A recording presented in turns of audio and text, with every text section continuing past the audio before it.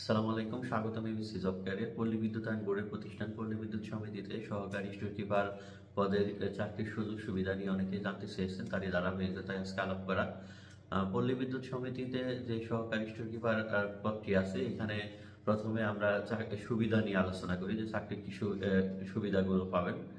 প্রথমে যদি আসে যে কাজের পরিবেশ, কাজের পরিবেশগুলো পল্লী বিদ্যুৎ সমিতিতে সহকারী স্টোর কিপারগুলো বেসিক্যালি হয়ে থাকে আপনার বিভিন্ন জেলা ভিত্তিক যে মেইন সমিতিগুলো আছে, এইখানে মূলত এদের পোস্টিং হয়ে থাকে। তবে ক্ষেত্র বিশেষে জোনাল অফিস বা এরিয়া অফিসেও হতে পারে, তবে সমিতিগুলোতেই প্রত্যেক জেলায় একটা, দুইটা বা তিনটা পর্যন্ত থাকে, ঠিক আছে, সেইখানে তাদের পোস্টিং হয়। সেই হিসাবে কাজের পরিবেশ যথেষ্ট ভালো, অফিস এরিয়া বিশাল বড় থাকে। তারপরে হলো যে এখানে আপনি আপনার সাহায্যকারী হিসাবে লাইনম্যানদের পাবেন, অফিস সহকারীদের পেয়ে থাকবেন। আর হলো যে এখানে নিজস্ব কোয়ার্টার থাকে, ঠিক আছে, সেখানে যদি থাকার সুযোগ সুবিধা থাকে ফ্যামিলি নিয়ে, তাহলে থাকতে পারবেন। বাচ্চা কাচ্চারা সুন্দর একটি এরিয়ার মধ্যে বড় হতে পারবে। তবে এর ভিতরে আমি যতদূর দেখেছি খুব কমই আছে স্কুল বা পড়ালেখার যে সুযোগ সুবিধা, ঠিক আছে, আপনার ছেলে সন্তানদেরকে হয়তো বা বাহিরে পড়াতে হবে। তবে সর্বোপরি কাজের পরিবেশটা ভালো বলা যায়, সাজানো গোছানো।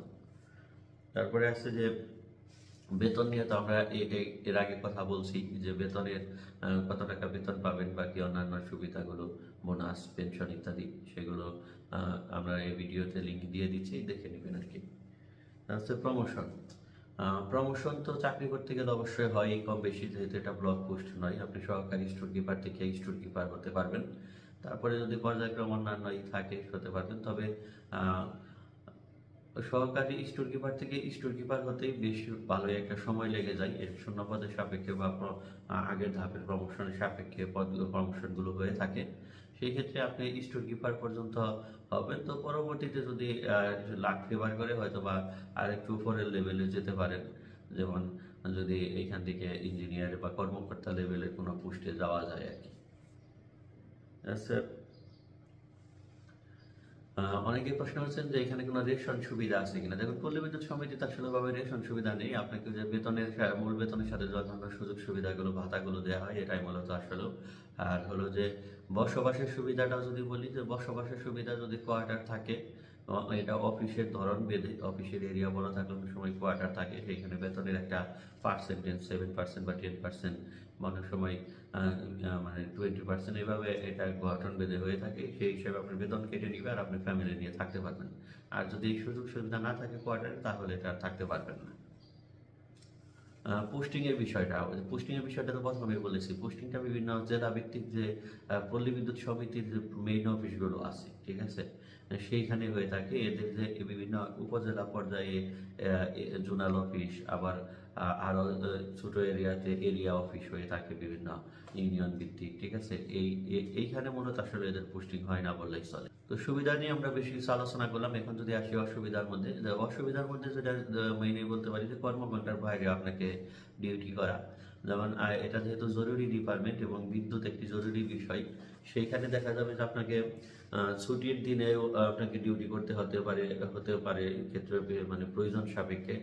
আবার হলো যে কর্মঘণ্টার বাইরে 9টা-5টা অফিস থাকলেও আপনাকে দেখা যায় যে অনেক সময় 2-3 ঘন্টা বেশি ডিউটি করতে হয়। সেই ক্ষেত্রে আপনি টিফিন বিলের সুবিধা থাকলে পেতে পারেন, আবার ওভার টাইমের সুবিধাও পেতে পারেন, ঠিক আছে। তো এখন হলো যে কারণ দেখা যায় অনেক সময় আপনার মালামাল আসছে, মালামাল ক্রয় করা হয়েছে, সে মালামাল আসছে, সেটা শুক্রবারে আসছে বা যে কোনো সরকারি বন্ধের দিন এসে পৌঁছাইছে, তখন কিন্তু আপনাকে অফিসে গিয়ে বা অফিস আওয়ারের বাইরে এসে পৌঁছেছে, তখন আপনাকে অফিসে গিয়ে সেই মালামাল কিন্তু স্টোরে ঢোকাতে হবে হিসাব নিকাশ করে। একটা 2 নম্বর হলো যে ধরুন রাত 12টার সময় লাইন ফল্ট হলো, লাইনম্যানরা কাজে গেছে, যে কোনো একটি মালামালের প্রয়োজন, তখন আপনাকে ডাকলে কিন্তু সেইখানে আপনাকে গিয়ে স্টোর থেকে সেই মালামালটা দিতে হবে, ঠিক আছে। এইটুকুই চ্যালেঞ্জিং মূলত।